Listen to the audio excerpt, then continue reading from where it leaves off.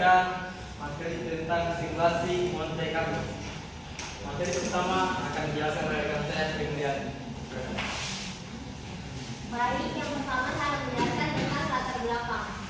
Banyak masalah dalam kehidupan nyata yang melibatkan ketidakpastian dari variabel yang tidak dapat diprediksi secara pasti.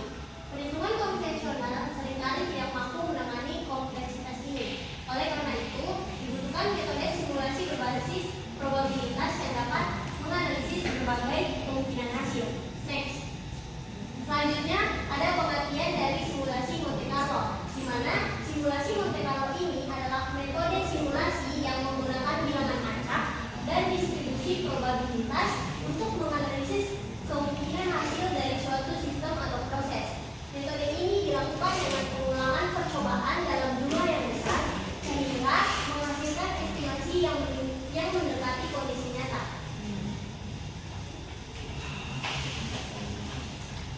Baik, selanjutnya yaitu sejarah dari Monte Carlo. Sejarah simulasi Monte Carlo ini berawal dari kebutuhan untuk menyelesaikan permasalahan fisika kompleks pada era Perang Dunia. Metode Carlo ini dikembangkan pada tahun 1940 oleh Stanley Ulam dan John von Neumann. Nama ini diambil dari Kasino Monte Carlo karena berkaitan dengan peluang. Berkembang ke bidang keuangan, teknik, kesehatan, dan pertambangan. Oke, next. Konsep dasar dari metode Carlo.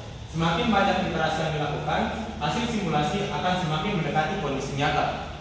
Inilah kekuatan utama dari metode Carlo, yaitu probabilitas dan bilangan acak, distribusi data, dan simulasi berulang. Oke, selanjutnya. Selanjutnya itu prinsip kerja. Prinsip kerja dari metode simulasi Carlo melibatkan 3 langkah sistematis yang memastikan analisis risiko dan ketidakpastian dilakukan secara akurat dan terstruktur. Yang pertama yaitu menentukan masalah, yang kedua menentukan variabel, dan yang ketiga menentukan distribusi. Selanjutnya ada langkah simulasi dari metode Monte Carlo. Yang pertama ada identifikasi masalah dan pengumpulan data. Kemudian yang kedua ada menentukan probabilitas dan bilangan acak. Yang ketiga simulasi berulang dan analisis hasil. Selanjutnya ada distribusi probabilitas. Jenis distribusi terdiri dari pertama ada normal, uniform, binomial, Poisson, dan eksponensial. Dan fungsi dari jenis-jenis distribusi ini yaitu menggambarkan kemungkinan terjadinya suatu kejadian dalam simulasi. Kemudian selanjutnya ada kelebihan Monte Carlo. Yang pertama dapat menangani masalah kompleks. Yang kedua mampu menganalisis risiko dan ketidakpastian. Yang ketiga fleksibel dalam berbagai bidang. Simulasi Monte Carlo memiliki banyak keunggulan yang membuatnya menjadi metode yang sangat berguna dalam berbagai bidang. Metode ini mampu memberikan hasil yang akurat dan membantu pengambilan keputusan yang lebih baik.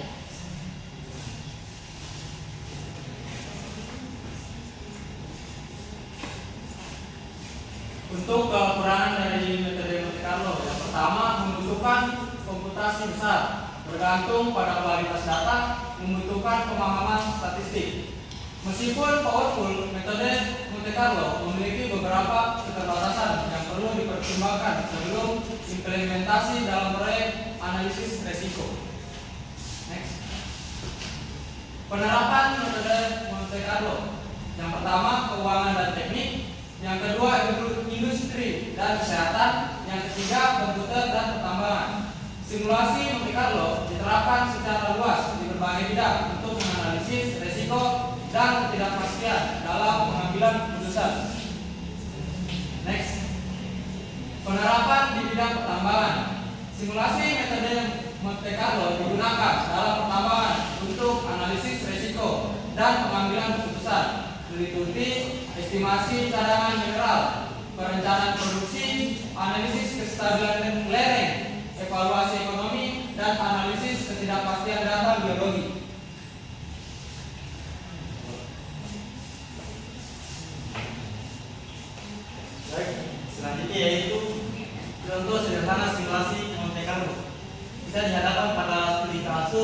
tentang Togut.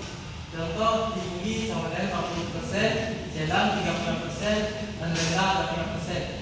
Metode Carlo digunakan untuk memprediksi kemungkinan keuntungan dan risiko perusahaan berdasarkan simulasi berulang menggunakan bilangan acak. Next.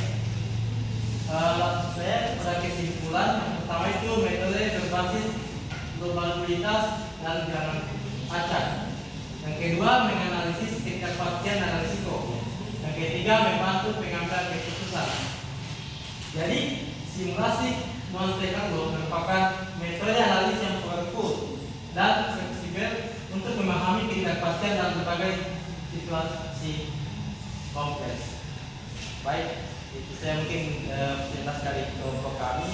Saya tutup. Wabillahi taufiq wal hidayah. Wassalamualaikum warahmatullahi wabarakatuh. Saya yang gulir slide.